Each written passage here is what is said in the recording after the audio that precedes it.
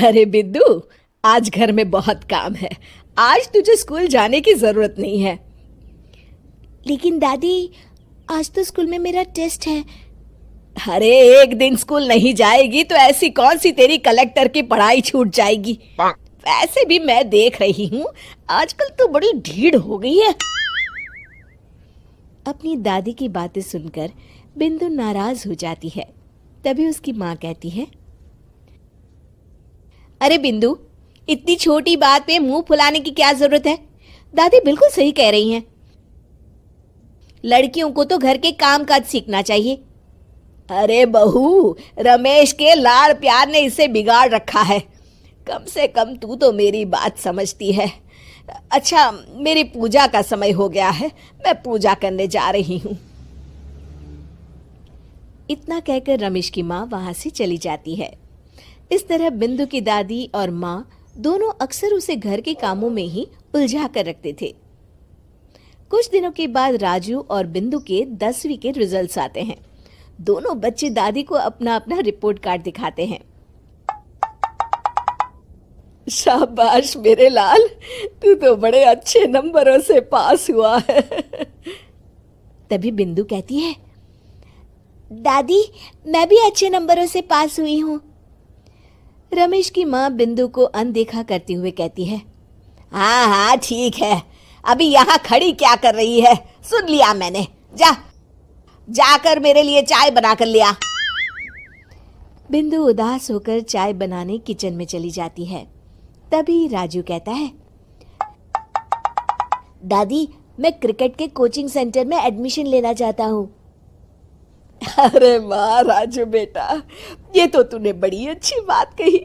तू कल ही अपना एडमिशन करा ले, जितनी भी फीस होगी मैं दे दूंगी। अरे एक दिन मेरा पोता विराट कोहली बनेगा।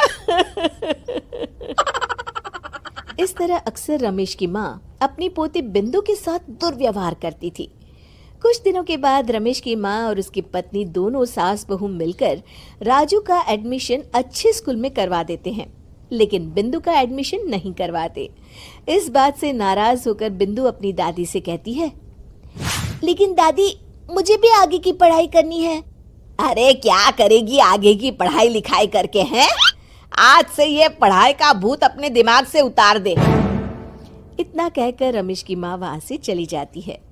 उस दिन के बाद से बिंदु की पढ़ाई हमेशा के लिए छूट जाती है और उसकी दादी उससे घर के सारे काम करवाना शुरू कर देती है। इस तरह उसका सारा दिन घर के कामों में ही बीत जाता था। कुछ दिन बीत जाते हैं और एक दिन रमेश छुट्टियों पर घर आता है। बिंदु को घर के काम करते हुए देख उससे कहता है, अरे बिंदु बेटा, तुम स्कूल नहीं गई? पिताजी, दादी ने मेरा एडमिशन कराने से मना कर दिया है। वे कहती हैं घर पे रहकर घर के काम करना सीख। अपनी माँ का ये बर्ताव देख रमेश को बहुत गुस्सा आता है और वो अपनी माँ से कहता है, माँ ये तुमने क्या किया? आगे की पढ़ाई के लिए स्कूल में बिंदु का एडमिशन क्यों नहीं करवाया? अरे बेटा, लड़की जात है, ज्यादा पढ़ लिख कर क्या करेगी?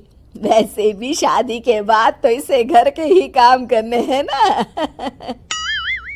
तुम किस जमाने में जी रही हो माँ? अगर कल्पना चावला के घर वाले भी तुम्हारी सोच के होते तो क्या वो पूरी दुनिया में हिंदुस्तान का नाम रोशन कर पाती? इसका स्कूल छुड़वाकर तुम इसका भविष्य बर्बाद कर रही हो, लेकिन मेरे रहते ऐसा नहीं होगा। बिंदु बेटा, कल ही तुम्हारा एक अच्छे स्कूल में एडमिशन करा दूंगा। तुम जितना चाहे उतना पढ़ो। मेरे होते हुए तुम्हें किसी बात की चिंता करने की जरूरत नहीं है।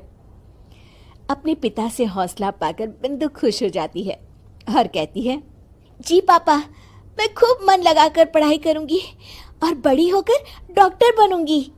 ये हुई ना बात, शाबाश मेरी बेटी। शिक्षा, लड़का हो या लड़की, हमें दोनों को आगे बढ़ने का मौका देना चाहिए।